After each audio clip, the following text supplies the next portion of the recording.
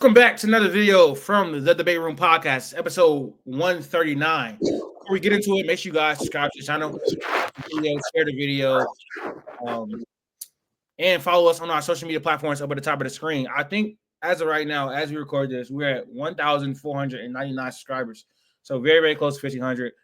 So if you're watching this and you're not subscribed, make sure you do it right now. And maybe you're the 1,500 subscriber, and I guess that means something. But yes, that means something. Today, I do have a question of the day. I technically have two of them. So wait, what happened to Jaden's like 100 or 1,000 subscriber giveaway he was gonna do? Yeah, like $100 1,000 subscriber giveaway. That didn't matriculate. People didn't show out. So, anyways, Dwight Howard and Carmelo Anthony both got inducted to the Basketball Hall of Fame this week.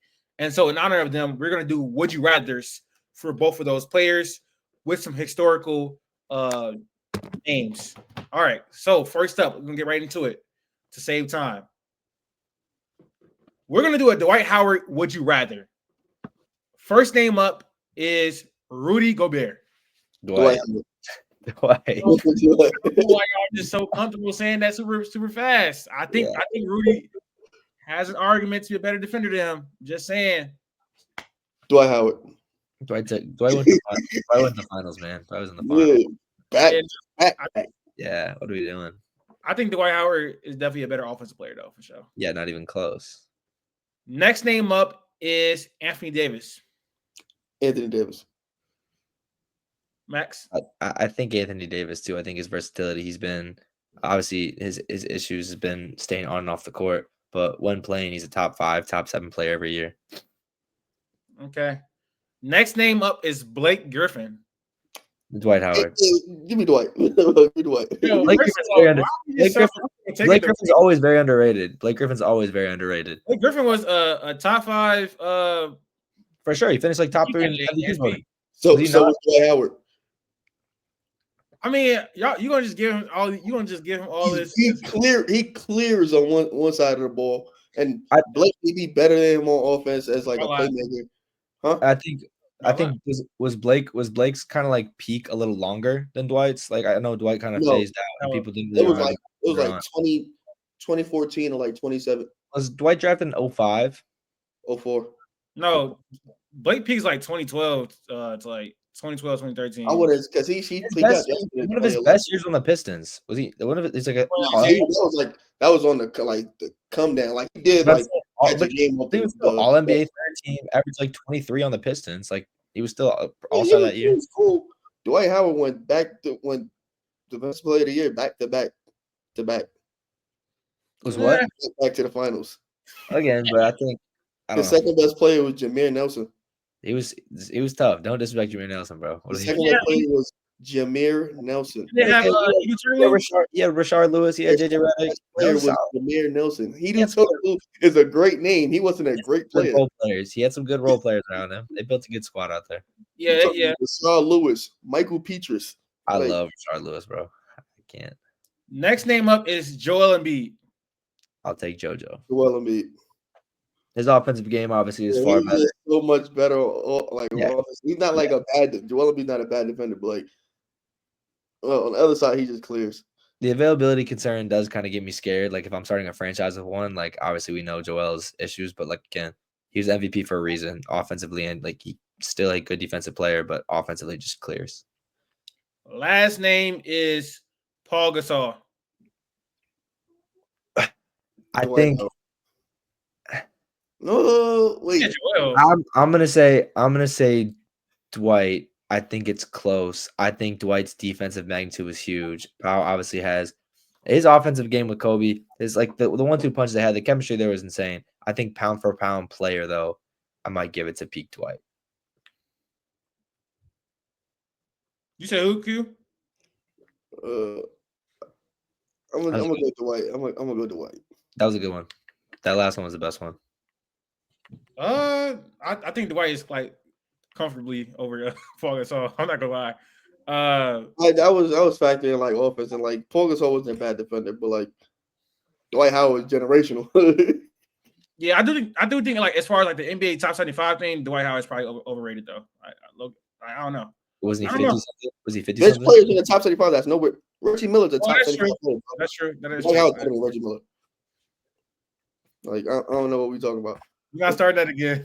Dwight Howard's better than Reggie Miller. That's not. That's Oh, you said Dwight Dwight, you said Howard. Dwight Howard. I thought you said Ray Allen is better than Reggie Miller. Okay. I mean, Is Ray Allen a top 75 player? I think he is, right? He should be. Dwight Howard better than him too. Like either way, like yeah, either one of them, Dwight Howard better than him. Sure. All right. So we're gonna do a Carmelo Anthony would you rather in honor of him making the Hall of Fame this week. It's about to be nasty. He talking about his First name up is Paul George. I knew this was coming up. Yeah, I knew this was coming up. Give me Paul George. Peak Paul George, 2018, 2019 Paul George. I do think it's Paul George. I mean, pretty clearly, to be honest. Just better play. Two-way. Oh my god.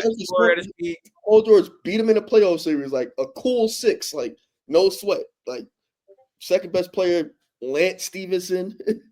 Like, come on, dog. David West was a hooper. Next name up, Jason Tatum. Yeah. As of right now, it's Carmelo Anthony. No. Pound for pound talent. Pound for pound talent. Oh my gosh. I'm not taking JT. Next year, like not even next year. Like start of the Boston Celtics season, which starts in the Eastern Conference Finals. He's better. He's for sure better than Carmelo. I think Jason Tatum's a more talented all-around player. If I'm starting a franchise with one, I'm picking JT. Like the resume, like player for player, like obviously Jason Tatum, better defender, better playmaker, scoring. Like he has the same volume, but Melo got the aesthetic and career-wise, he just has more pelts on the wall than Jason Tatum. Like he got the ring, but Melo got the. If it's just based on NBA, I understand, but like his whole basketball life, Melo for right now is better. Or better career, at least. I'm taking Tatum clearly. Next name up is Tracy McGrady. It's T-Mac. I'm not even doing this T-Mac. Yeah. Yeah. And again, this is where it's like I never got to watch peak T-Mac, like the Tracy McGrady. I always get to watch just from highlights, from watching clips, whatever. Yeah. They both don't got no playoff success, so I don't really care about like Tracy McGrady has injuries, whatever. Like I think I'm going with T-Mac, like two-way. He's just more of a dynamic scorer. I don't know. Carmelo can get to his spots, but I don't know. This is clearly Tracy McGrady. Clearly, better passer. Think was at his peak was a better scorer. Easily. More athletic. 32 a game was, I think, like his most. 2 scoring titles, 7-time All NBA. I don't know. Next name up, Jimmy Butler.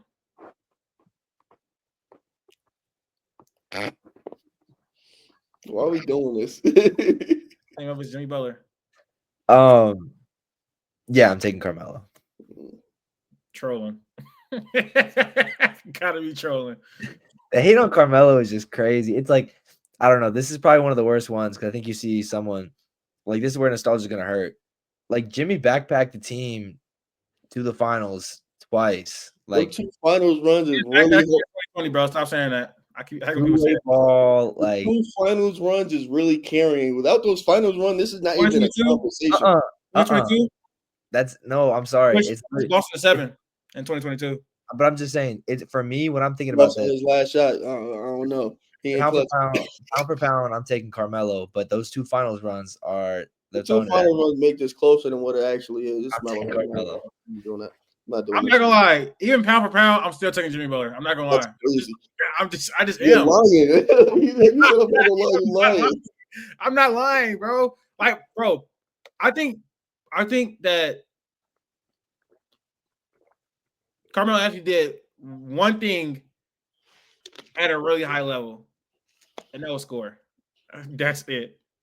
That's all he did. And it wasn't Jimmy Butler. One thing at a very high level, defend. He's a better playmaker. He's a better playoff performer. He's a better defender. This Like, playoff Jimmy stuff gotta stop. Like if we really dive into it, I'm not even saying he's crazy. regular. I'm not saying he's super crazy in the playoffs. He's definitely better than Carmelo, though. Like that's not even debatable. Like, bro, better coach, better supporting cast. Come on. I mean, sure, but like, They gave Melo 35-year-old Tyson Chandler. bro, I'm not gonna lie. Like, Maury Stoudemire with no back. even in his peak, Jason Kidd on his last lung. Come on. what year did we? What year do we think his peak is? Like Carmelo? 2013? Was it? I would say 2014 because 2015. 09 to 2013 was probably like. But 2015 is where KD got the scoring title, correct? KD went 2011, 2012, 2014. Carmelo did. Carmelo did. There was one year where Carmelo won in 2013, and KD won 3 years before. Yeah, that was like best Melo. Melo did one thing at a very, very, very high level at his peak, which is score. Outside of that, I don't think he brought much else to the basketball court. I'm not gonna lie. I'm just being honest. He could rebound. But like, come on. He was a bad defender. He wasn't a good playmaker. He wasn't a good playoff performer. They out the calculator app, brother. You don't want to get me started on the calculator, man. Like, I don't know, bro. I don't know. Anyways, next name up is, or last name is Vince Carter. Melo. Vince Carter just really bro. He's not good. Vince Carter really not. What are we doing? Not good. No, bro. Vince Carter's trash. I ain't gonna lie, bro. What do we? Okay, I think trash is an overstatement. Yeah, I think if you put prime Melo on those Nets teams, we might be having a little bit of a different story. I can't lie. Those Spurs teams, he don't touch Melo. Like, Spurs teams are good. The Spurs teams are good, but Melo is a pure scorer with Jason Kidd and Richard Jefferson. They had defense already. He's just a better version of They got worse with him. What's dude's name? What's the one shooter on that Nets team? Who's the Keith Van Horn. Yeah, Keith Van Horn. He's just gonna be a better pure scorer. No, I'm taking Carmelo. I don't think VC is ass though, but bro, to each their own. Bro, I'm taking Carmelo too. That's the one I'll give him. To be honest, the one I'll give him just sounds crazy. I guess that you reach, but I reached on what? I reached on picking him over Jimmy. No, I thought you crazy, bro. I was gonna say something else, Max. My bad. What do you mean I reached? What I reached on? Never mind. Yikes. Next topic. Let's get into the actual podcast. Denver Nuggets fired Mike Malone.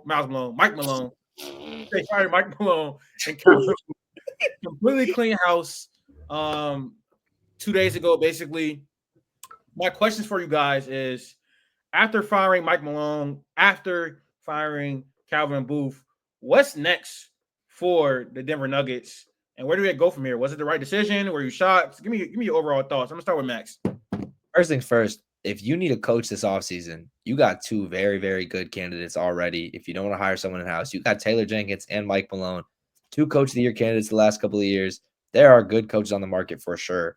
This move, though, I think, especially in the timing, makes no sense to me. You had a chance to maybe win a first-round matchup, win a second-round matchup. Who knows? Because you have Jokic on your team.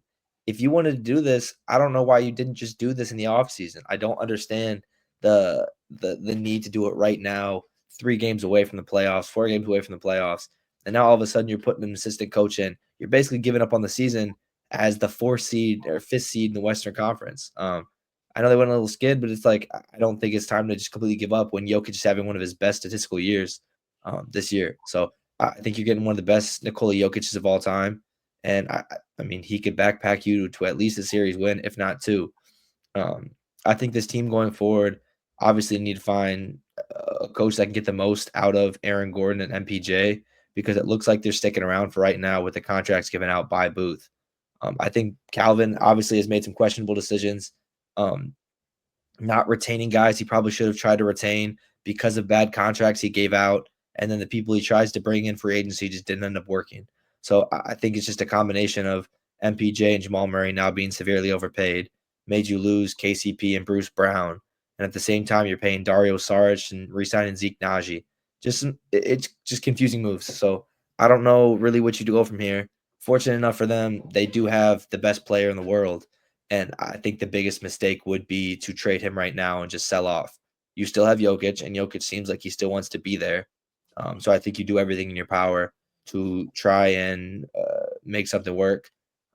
Move around the draft. If you got to go sign someone, whatever, try and get some money off the books. If anyone wants MPJ, try and attach a first to him or whatever. But you really got to figure out a way to make this lineup better and use the most out of Jokic, because giving up on him now would make no sense. Q, what we thinking, man? I want to say this. I never thought Mike Malone was this great coach. Like, I think he won a championship. You have the best player in the league. Calvin Booth and the Nuggets have failed Jokic. You have the best player in the league, and you're not doing anything to support him. You're failing him roster-wise. Giannis, like in the Bucks, at least he's pressuring them, and at least they responded to the pressure. They didn't sit on their hands. They made the moves, whether it didn't work or not. They at least tried around him. Calvin Booth literally has not tried to put competent pieces around Nikola Jokic after Tim Connolly left. Like, he's been running out with the same players. We won, we could do it again, or whatever. Just staying with the same pieces. Sometimes you just got to make a move and like just get better. You got to give it the future assets to win now. Steph Curry just got Jimmy Butler at 35 years old. You always got to run for it. If you got the best player in the league and you're trying to win the championship, you go for it every year. They just haven't done that. Then you give Jamal Murray $200 million off of a bad postseason and a bad summer run. You know he coming into the season basically half out of shape, trying to work himself into shape. Don't know if he's going to play now. You get Russ for what? Don't know. Dario Saric, Zeke Naji contract. You let Bruce Brown and KCP walk. You just letting these good players that fit around just walk because of money issues. You could retain players that you have. You can't just get new players. You won a championship, run it back. They didn't allow themselves to run it back with the team that they won. So I think they made the right decision, but they also have to like bring in a new GM and like, make that push because you can't stay stagnant. I agree. I think the Nuggets have one of the best players in NBA history right now at his peak, and they've done a terrible job of maximizing his peak. I understand the CBA rules, but Calvin Booth, especially, Calvin Booth has done a terrible job managing this team. He inherited the team that Tim Connolly built. They won a championship, and after that, that was it. Like, he just rode the coattails of a Tim Connolly roster, won a championship, and then didn't improve the team. Actually, it just got much worse. His history of transactions are terrible. He traded Bones Highland and 2 second-round picks for Thomas Bryant. Like, he had to trade 2 second-round picks to get off Bones Highland. They won a championship in 2023, but then after that, he allowed Bruce Brown to walk. He allowed Jeff Green to walk. He allowed Thomas Bryant, who he traded picks for, to walk. Then he signed Reggie Jackson to a 2-year, $10 million deal with a player option. I don't know why you're giving player options to Reggie Jackson. And then he followed that up by signing Zeke Naji to 4 years, $32 million, including a player option. Like, I don't know what Zeke Naji did to get $8 million. He traded Ryan Dunn for Deron Holmes, who the jury's still out on that. Deron Holmes could still be a really good NBA player, in my opinion. But then he allowed KCP to walk out the door. He allowed Justin Holiday to walk out the door. He traded 3 second-round picks to get off Reggie Jackson. 3 second-rounders to get off of Reggie Jackson. And then I don't know why, but he signed Dario Saric to 2 years, $11 million with a player option. Dario Saric doesn't even touch the floor. Dario Saric is not an NBA player. Hasn't been for a very long time. Then he brought in Russell Westbrook for 2 years at $7 million. Russ had some good moments so far. After the All-Star break, it's been very bleak. He's not playable in the playoffs. Overall, don't really think that's a great signing, to be honest. Then he extended Jamal Murray on a 4-year, $208 million contract. Jamal Murray is barely a top 50 NBA player. He can't stay healthy. That playoff Jamal thing is not sustainable at all. He's not going to just rise every single playoff run. He's a good player, but Jokic makes him look a lot better than what he is in reality. MPJ is one of the most overplayed players in the NBA. He is a good player, but nowhere near $30-40 million, not even close. Aaron Gordon, great player, overpaid. There's a lot of players on this roster that are overpaid. And barely available. Well, not barely available. He be in and out the lineup too. The roster has one-way players on it. They have a lot of players that just can't create a shot. They have a lot of players that just can't defend. Jokic himself hasn't been able to defend this year. Mike Malone, don't think he was the actual issue, but he definitely wasn't a part of the solution this season. Not at all. The offensive schemes are relatively simple and really work because Jokic is the best player in the world. Defensively, they've been terrible today. I mean, they've been terrible this year. And does he have the personnel to be great defensively? No. But again, he wasn't elevating the situation this year, and he really only kept his job, as we know, because they won a championship in 2023. What happened in 2023? It was in hindsight, relatively weak finals run. To be honest, for the Nuggets at least. I get they beat the Lakers. Sure, the Lakers were a playing team. That's cool. The top 2-3 seeds was the Grizzlies and the Kings. Frauds. No, not playoff teams. Not like they're regular season teams. They're not like great playoff teams or whatever. You know what I'm saying? And then he faced the AC in the finals. I'm like, come on. I mean, they faced the first round that year. They faced Minnesota without Jamie Downs. Yeah, I'm gonna say Karl-Anthony Towns, I think, wasn't there, and they still took a game. Like they still took. That's another thing. Tim Connelly left, and then he built a roster that literally gives them the most trouble. Like he figured out the team. Like Fate had the blueprint. Like and just took the team that's now basically be beating them every single trip. Like they still haven't figured that component out. Like it's just been downhill after that championship run. It's been downhill. They lost in the second round at home, like with home court advantage on their own floor. That same team been, basically cooking them all season, and there might be a first round exit this year. Yeah. I don't know. Also, I don't think the Nuggets have many avenues to really improve the team. They're cash strapped by the CBA. They can't really get off these contracts. Maybe they try to trade MPJ, but I don't know I don't think the return is going to be good enough to really like warrant doing that. And what team is going to take that contract? So Jamal Murray, he looked good when he played this year, but he continues to get hurt. And he's just not worth the contract he's on. Neither is MPJ. Neither is Aaron Gordon. I don't see how to improve. It's not realistic in the slightest. I'm just saying. Don't say What's up? Don't say Kevin Durant. No, I'm not saying Kevin Durant. People said I'm just saying it's not realistic in the slightest. If Jokic got traded to a team tomorrow, what team would you want to see Jokic on in a perfect world? The Knicks. Oh, yeah. You sent that text in the group chat. It'd be interesting. But like, Nuggets have the assets to trade for Nikola Jokic. And you doing Şengün? Are you just trading with it? You upgrade. You literally get Şengün times 10. But I'm saying, like, there's no way you play them next to each other, so he's part of the trade. No, yeah. You give him Şengün and all the picks they ask. I will give them probably like.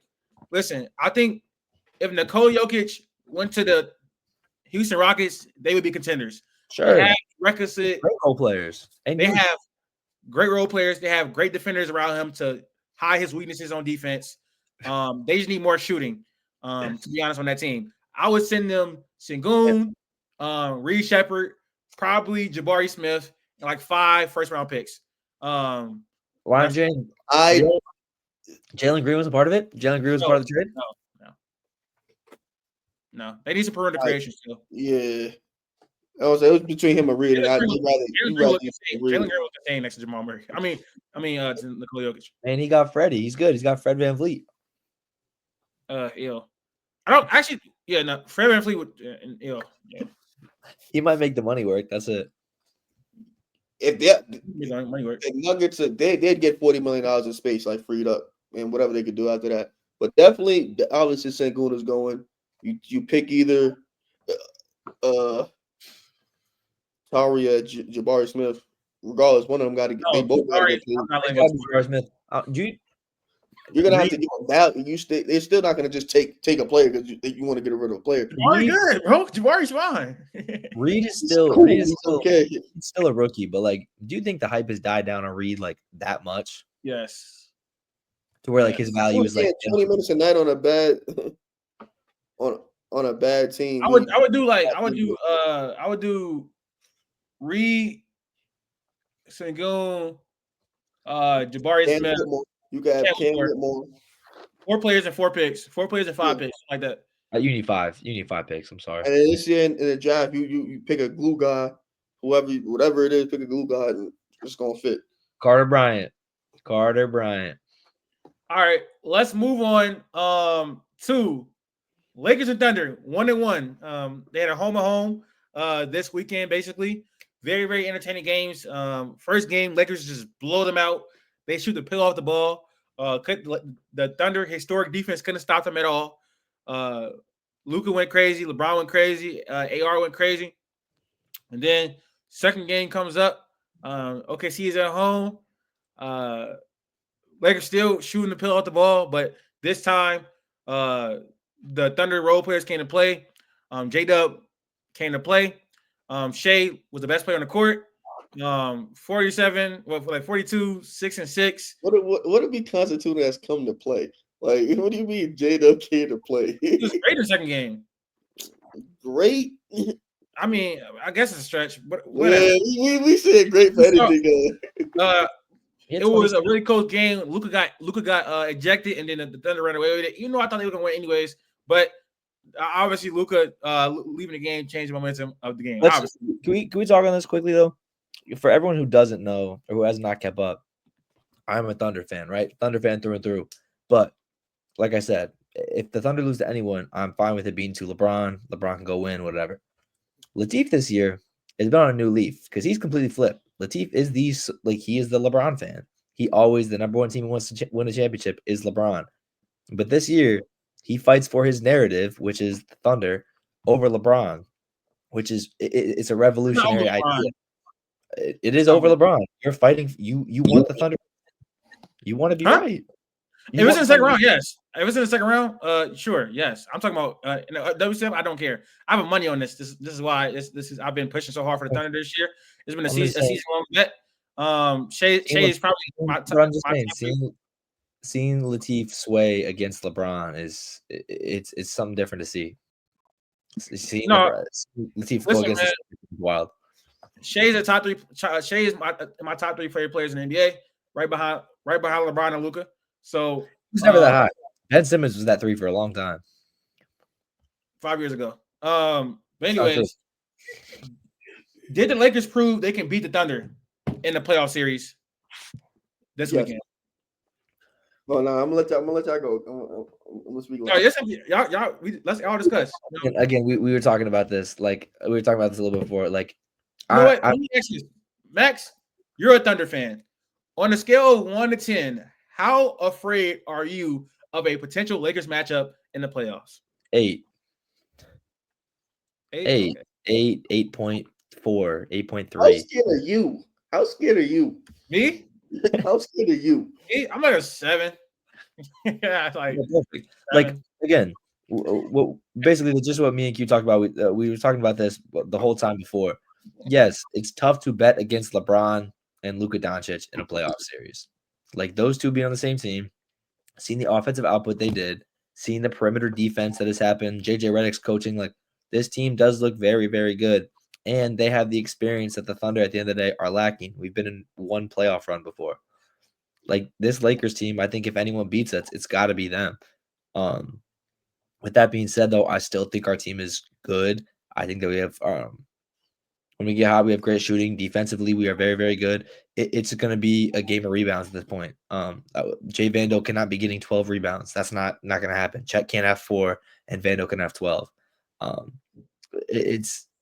don't know. I'm definitely nervous, but it's like at the same time, I got to ride with my team who's been the best team in the league the entire year for what it feels like for me. But like at the same time, it's LeBron and Luka. Like I can't be too confident because they've shown before they can both carry a team and they can both do their thing. Luka did it last year. Again, me and Q talked about this. I think that Luka had a good supporting cast in Dallas, and I think never said that.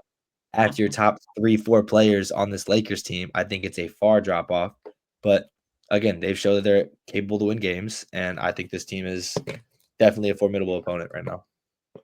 I don't think it's a far drop off. Like you talking about Derrick Jones Jr. versus Rui Hachimura. That's about the same level of player. Like I'm it saying goes, as far as the Lakers players, you go top couple yeah, players. it goes, take away Luka. You got Braun, AR, DFS, Rui, Jackson Hayes. That's better than Kyrie, PJ Washington, Derek Lively, Daniel Gafford, and Derrick Jones Jr. Like that, the Lakers is just better. Like that's just a better five.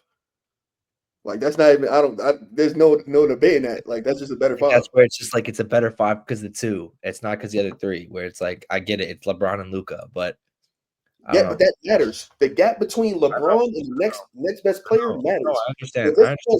Just because PJ Washington, Gafford, and Lively are close together, don't mean nothing. LeBron is like 8 gaps ahead of them. Like it's clear that's just how teams work. Like that's how it works.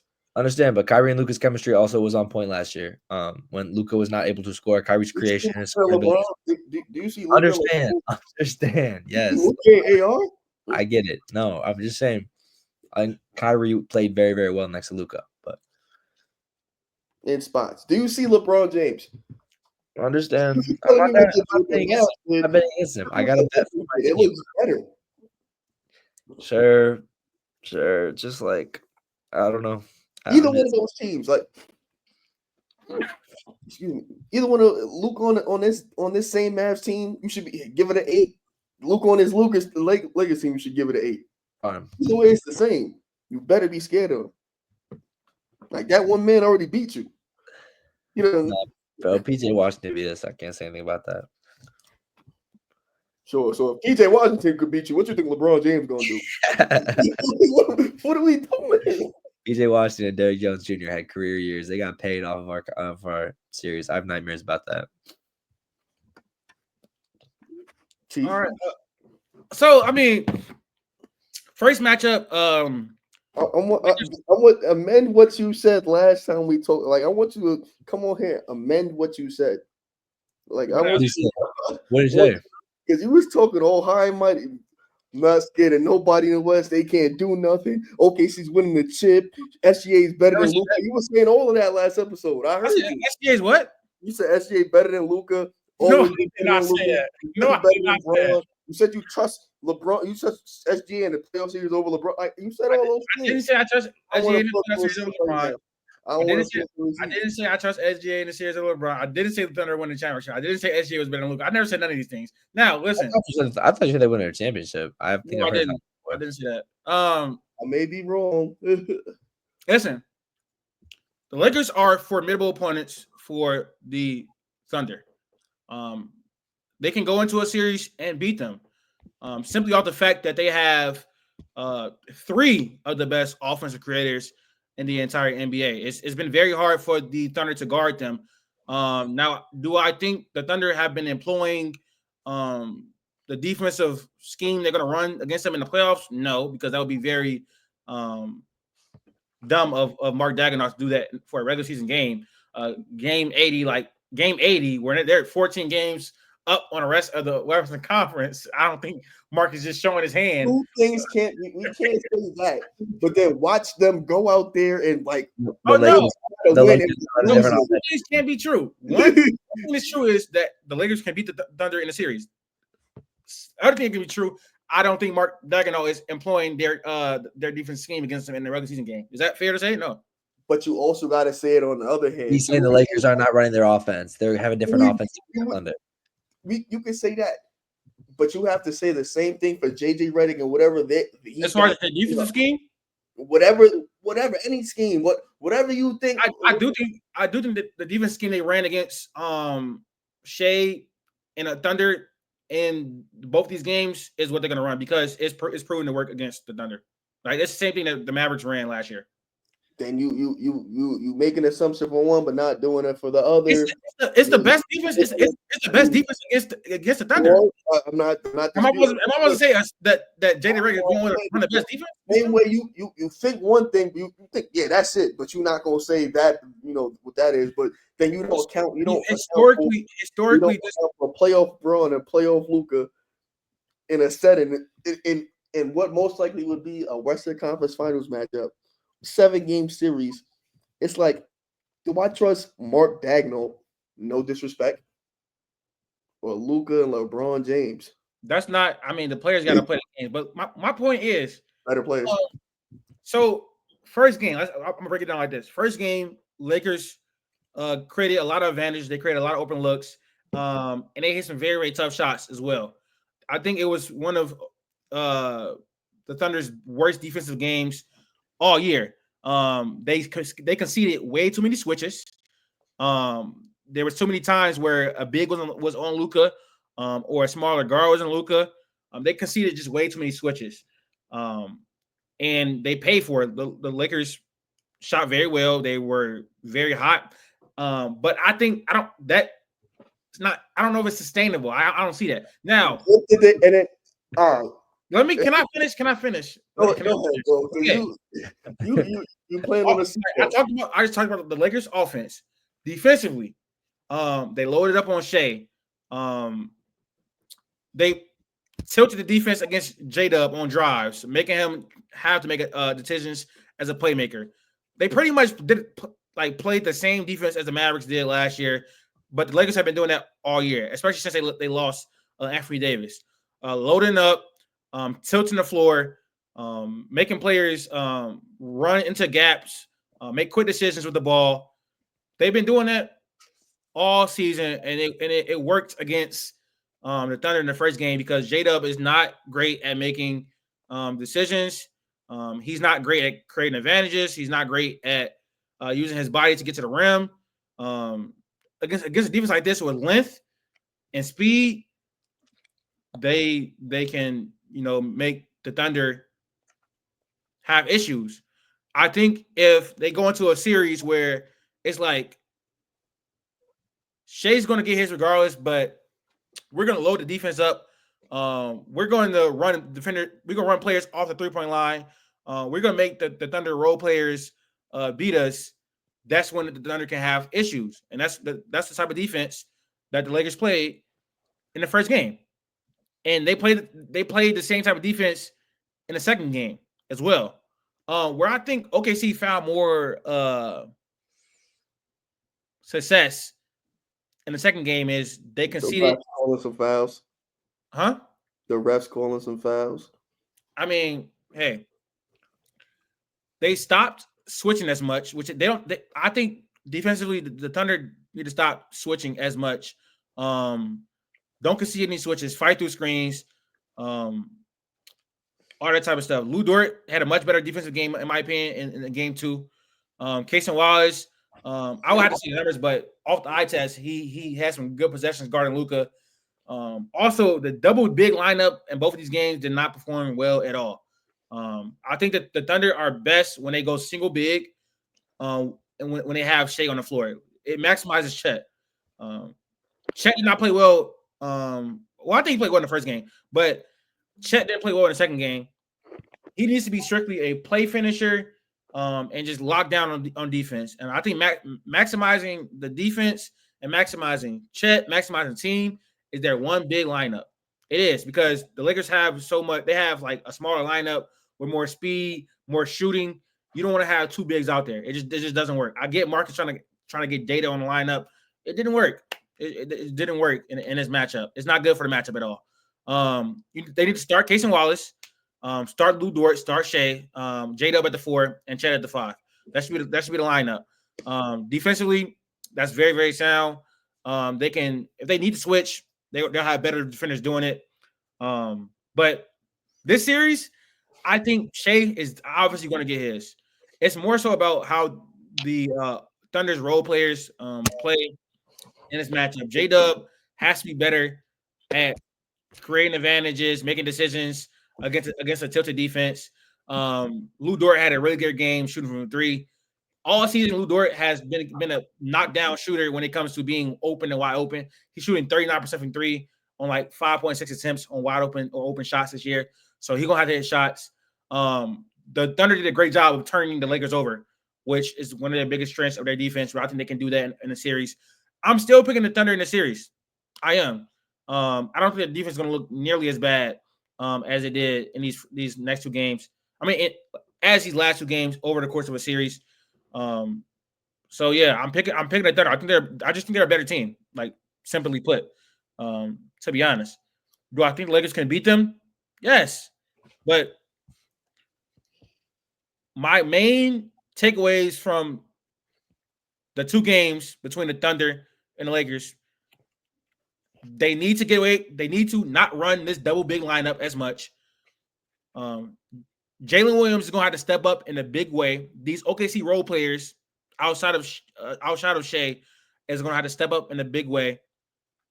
And that's pretty much it. It's pretty much that simple.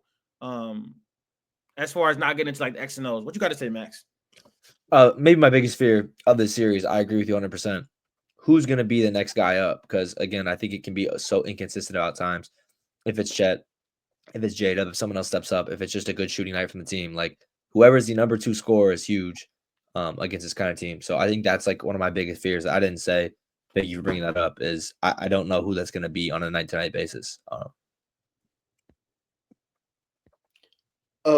it's OKC in 6. OKC in 7.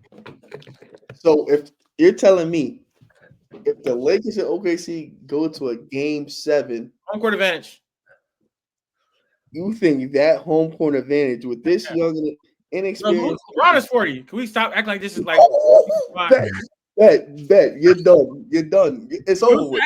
LeBron. LeBron is 40 and Luka can't close out a team. I didn't say that. I didn't say he can close out a team, but like, you talking about like I love LeBron, bro. And you just lying in Discord. Act like you're in there lying into Discord. I didn't say that, bro. Luka game 7? Luka in game 7s? Luka has lost game 7s. Please stop lying. Like we're not lying. Please stop acting like he hasn't lost game 7s. He's lost game 7s. He's lost 2 of them. Like he's lost 2 of them, bro. The Clippers with Kristaps Porzingis. Year 2. What are we doing? I'm just saying you act like he's not liable to lose a game 7. Like I seen him take down a 1 seed in game 7 on their crib before. At their crib before. I seen him do that. I was a fake 1 seed. Up 50. 60. No. That team's done, bro. I'm gonna say on a serious note, I'm gonna say OKC in 6, man. I'm gonna say OKC in 6. When we get closer to the playoffs, and if the matchup comes, I'll break it down. I'll rewatch the film. I'll talk about matchups and all that type of stuff. But they're definitely the biggest threat to the Thunder in the West for sure. It'd be OKC in 6 or 7 for sure. Yeah, but hey, man. All right, man. Let's blind rank LeBron's teammates. Yeah. We're saying when LeBron played with them, correct? Not because Brian Windhorst said Kyrie's his most skilled teammate ever. Yeah, it felt relevant. Oh, I just was scrolling. I just seen. I'm like, why did he say that? We're talking about current, like when he played with them, right? Yes. All right. Let's blind rank LeBron's best teammates ever. How many? 5. But first name up, Dwayne Wade. 3. I mean, let's just think through everything else. 3. Luka, AD, Kyrie, D-Wade. Yes. Calm down. I'm trying to think. I know who 1 should be. I know who 2 should be. I know who 3. I'm fine with D-Wade 3 because I'm fine. Wait. Are we doing this like as them as players obviously at the time that that's what I was saying. When he played with them. So we're taking D-Wade in 2011, 12, 13, 14. Yes. D-Wade is 3. About that. All right, D-Wade 3. Nah, QB nasty. That's bro. You said you taking home court advantage in a game 7 over. You said he's 40. He's 40, bro.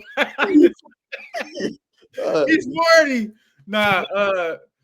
Anyways, next name up is Kevin Love. Didn't expect him. Are we going 5? Who else is he throwing up here? He's got to do Luka. He's got to do Luka and AD will be up here. I assume Kyrie and K Love. Is that 5? I thought he put Bosh, but those are the 5 I thought. So I'm fine with K Love at 5. Yeah, he was last regardless. Kevin Love. Unless we putting Mo Williams up here. Big Z. Next name up is Anthony Davis. 2. Better than Dwayne Wade? Yeah. Yes. Okay. like at the time that he got him, yeah, like D-Wade, like 20, like I should have made this list harder. I'm not gonna If lie. I was Luka 1, Kyrie 4. on the down scale. I should have made this list harder. Next name up is Luka Doncic. 1. And then Kyrie 4. It's gonna be like Ben Wallace at 4. Some It's gonna be Kyrie. Crazy. The last name is George Hill. Kyrie Irving. See, Kyrie 4. Yeah, I should have made it hard. I thought you were putting Bosh instead of Love, so I could have put some bums in there, but no, I didn't do it. You should have done top 7. You should have done blind rank of 7 and then had a bunch of bums. All right, next topic. Last weekend, Rockets performed very well against top contenders. On this podcast, we've kind of like said Rockets are probably a first or second round exit. They beat the Thunder badly. They beat the Warriors handily. Held Steph to a really bad game. Do we think the Rockets could shock the NBA and make a second round series or potentially a Western Conference Finals? What are we thinking? Because I know both of y'all said first round exits. Do we think they? I admitted that was. I'm not gonna say it was premature, but like obviously we have to say like concerns for the reason why we say that because it come down to like moments and like I always say like teams that have good depth and they try hard and they defend, they can win a lot of regular season games. That's partly why I thought the Timberwolves were going to win a lot of games last year. They don't have like a great offensive player. Like Sengun, probably the best offensive player, and he's like not it when it comes to a playoff setting. But I still like, depending on who they get in the first round, I think they could definitely make it to the second round. But at that point, it's over with. And I don't know. I wouldn't take that Thunder win too seriously from what I'm told, the Thunder don't care about games anymore. So any game they played in the last 3 weeks don't matter. But the Warriors, we could talk about that. Can they beat the Warriors in a series? I think it would go 6 because everybody fall in love with the Golden State Warriors role players. I'm not sold on AirPods. Like nobody cares about Quentin Post. Like after Steph Curry, you gotta hope Jimmy Butler, really, really shows up because he's yet to like make his mark. And I guess like when the playoffs come, he'll flip a switch. But that only works if like you've been on the team for long. He ain't been on this team for long to be flipping real switches like that. Draymond's obviously a great defender, might win Defensive Player of the Year, but like his impact offensively like is directly tied to like Steph being great, but he's not like singularly great on his own. And you still got to try to trust Kuminga in the playoffs and AirPods and Quentin Post, GP, whoever else it is. I think the Rockets definitely in length could like disrupt them and take it to a cool 6. If the Warriors win, that's just off the back of Steph, and I think he still has some left in the tank to do something like that. I think the Rockets can be extremely dangerous in this playoffs. They do have a bottom 7 half-court offense, which is definitely concerning. If their perimeter creation consistently is not really there, but they just overwhelm teams with their defense and their offense rebounding. Where they get a good matchup against a team like the Grizzlies or potentially the Timberwolves, I think they even have a chance against the Warriors, and they can possibly make it to the second round. Like they can make noise in this playoffs. I think we see the Rockets and we think like, yeah, they don't really have a great number 1 option or a great number 2 option, but collectively, I mean, they're the second seed for a reason. I don't think like offense rebounding and creating turnovers and getting out in transition. Really, like I don't think that necessarily translate the best to the playoffs, but in specific matchups, I think they definitely can get it done just off the fact of how great their defense. They're not all time great, but they're an elite defense. They're an elite rebounding team. If the right matchup happens and Jalen Green get hot, Sengun can get out of the slump he's been in the whole season. They can make some noise. I'm not going. It depends on who they see. I'm picking them over the Grizzlies. I think I am. Are y'all picking them over the Grizzlies? The Grizzlies, they're Not that confidently, but not a serious team. They're not. They just the Grizzlies aren't a serious team right now. Like I don't think it's. I think it'd still be a good matchup though. I'm not saying like Rockets in 4 or 5. I think they for being in a small market kills the Grizzlies because like they can't make the necessary. Like they can't make the big like Make any moves. They're too scared to make the big because if you lose job, it's like damn. What if like ticket sales plummet, things like that? But you got to bring out like they got spurned, not like the Nets not taking their call for the first round picks from Mikal, or even Toronto not taking the first round picks for OG. Like they would have been a lot better with the picks they had. They just forced to use their depth, but the depth is only good for the regular season. Once you get to the playoffs, you're shrinking down to the 8, and if your 4 through 8 can't match with everybody else, and you're drawing dead, especially if you don't have one of those top echelon players. And John Morant, Jared Jackson are not like sniffing the top 15. Yeah. I mean, yeah. I don't see the Western Conference Finals in their future, but I think the Houston Rockets future is kind of bright because they're at top 2 seed right now. They definitely need to make a move sooner rather than later. At some point, they definitely got to do it. But they're going to get a top 10 pick at worst this year. If they get some lottery luck, get a top 3-4 pick, it could get crazy in the future. I don't think what you said is like it wouldn't be shocking if they won one series. Like they've shown to be a good team enough. It's just the fact if they make a run, I don't think it happens. Do they beat them? We agree they beat the Grizzlies. Sure. Do they beat the Timberwolves? I don't think so. I would take the Timberwolves. Yeah.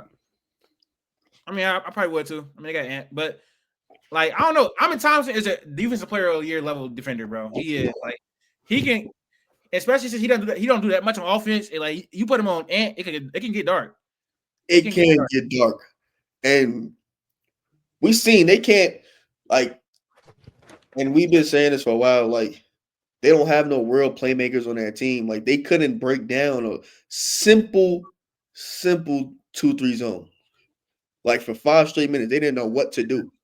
Like so, it's like things like that can happen, but like at that point, you gotta like, I want to say lean on talent and experience, but yeah, like lean on like you got the best player in the series with with a margin. Like you should be able to come out that series. You got a anchor back there. You got Nas Reeves. You got I don't even know what happened to Jaden McDaniels. I haven't heard his name in like a month and a half. I just think like the Timberwolves can't afford to like not beat the Rockets in the like first round. Yeah. Last topic, I believe, right? Is that all we have? Draymond versus Mobley defensive player of the year conversation. Now, the way this has been talked about in the media, right? It seems like Draymond wasn't in the race the whole year. The Warriors start playing better. He starts saying he should win it. Now the Vegas odds have shifted in his favor. The Cavs start playing bad to end the season. Who is your defensive player of the year, Draymond or Evan Mobley? Max, what are you thinking? I feel like it's tough because obviously, like, this was Wemby's award. Like, there was really no question it was Wemby's award. I think it's like odds-wise, it's far in favor of Draymond. I'm probably gonna go with Mobley. Again, I think Mobley's an anchor for a better defense. Obviously, there's better defensive pieces on that team. But statistically, the Cavs defensive rating is better. I thought. Are you sure? I don't think so. I checked it today. I'm pretty sure that the Cavs defensive rating was better than the Warriors. I thought the Cavs were 2 and the Warriors were 8. I don't know if that's true. Well, I love Mobley's defensive versatility. I just think, again, I think he's better at guarding a wider range of positions. I don't know. I guess just watching both of them play, I think Mobley's a tougher matchup on a night-to-night basis. And I get that's not what wins the award because I think that what? Did you see it or no? The Warriors are better defense than the Cavs. So I don't know what I was looking up then. I was The looking up. Warriors are at 7 and the Cavs are 8. So I have no idea then. But I'm just more of a fan of Evan Mobley's defensive game currently. I think Draymond being whatever 34, 35 and still putting up this numbers is insane. His defensive prowess has just been there for years. But I think Mobley's been there all year. Mobley's been in the running all year. He's led a great defense all year. And again, I just watching the Cavs play, I think that just overall, I think Mobley's just a more intimidating defender on a night-to-night basis. Q. Mobley was never clear in a clear front runner. That like injuries have like changed these odds and changed who should win it based off like 65 game stipulations and things like that. The thing with Draymond is he's been this good since game 1 in the season. And like I don't want to subscribe to like people aren't watching the Warriors games because everybody watches Warriors games. Like all media watches Warriors games. They're national TV pretty much all the time. It's Steph Curry and the Warriors. They started off hot and they were a bet. They were a mid team for a long time. So it's like, in the way it was working, is like how good is Draymond Green as a defensive? Like you're not worrying about Draymond Green as a defensive player because the Warriors aren't winning games. They were like an 11th seed. Nobody's giving an 11th seed the defensive player of the year. So I'm pretty sure it was warranted that his odds weren't that, weren't down. Then trade happened. They start winning games, and look, it's Draymond. He had one great game against Giannis and talks to the media and pretty much talked himself into the award. And since he fits the 65 games, he gives good credence to like, oh, they have a great defense. He's the anchor. Give him the award. Like it makes sense to give him an award. Evan Mobley tailed off. Jaren Jackson not going to be there. No Wemby. It's like, as of recently, Evan Mobley and the defense and the team itself has like, kind of take a curve. Like they really been on that first seed in the East. We taking, games lightly and whatnot. The Warriors are still fighting for a seed and they're a good team. They're winning games. So like, gun to my head, I choose Evan Mobley, but if Draymond Green win, I'm not going to bat an eye about it. I love Evan Mobley. I'm a Cavs fan. Watch all the games. I don't know. Draymond Green is a defense player of the year. I'm not gonna lie, he is. He has led this team to be one of the best defenses in the league with minimal help on the defensive end. Like not a lot at all. The Warriors defense got much better with Jimmy Butler, with the Jimmy Butler addition, but he was still defending like one of the best defenders in the NBA and before Jimmy Butler was there. This season, when Draymond Green is on the floor, they have a 111.3 defensive rating. That's plus 3.5 above league average. He is number 1, 2, or 3 across a lot of advanced defensive metrics. He's been great at defending the rim. He showed up defensively in big games. It is kind of annoying because I feel like the narrative switched when he started being vocal about it, but he's backed up his talk all year, and he has been arguably the best defender in the league this season. I think both of them are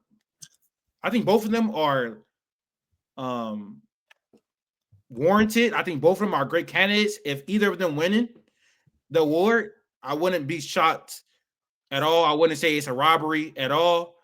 But yeah, it's the versatility, the rim protection is all there. Defenders are finishing 4.8% less than their averages at the rim when he's defending the rim. His field goal percentage at the rim difficulty is 9.1. It's a lot of. I don't want to get into all the numbers. You could be here for a long time. But yeah, Draymond Green, he's been the best defender in the NBA this year, outside of Wemby, with not great defensive personnel.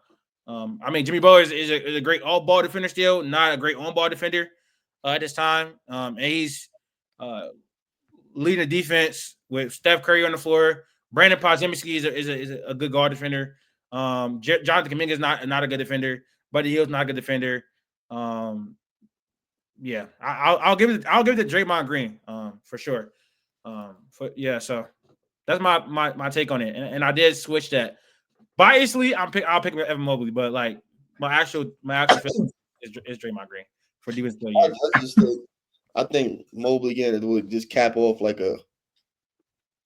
his best season, to date. So like if they give it to Evan Mobley, all good. But if they give it to Draymond, I'm not even going. It doesn't really matter. Like he deserved it clearly, especially to go out. Like I think it'd mean a lot more if like they won a chip and he won a defensive player of the year. It'd be like a culmination of everything that's happened. But it's go either way. If Draymond wins it, sure, whatever. Let me see. He should have like 3 for real, to be honest. Yeah, Kawhi took some of his. I'm gonna say at least 2. Kawhi got one of those. I think Draymond should definitely got that second one. Let me look at some Evan Mobley stats between and so Draymond is drawing more steals and charges, more deflections. Evan Mobley got the blocks, rebounds. He's defending more field goals per 100. But Draymond Green is at negative 4.8 field goal difference percentage. So like players are finishing 58% below their averages.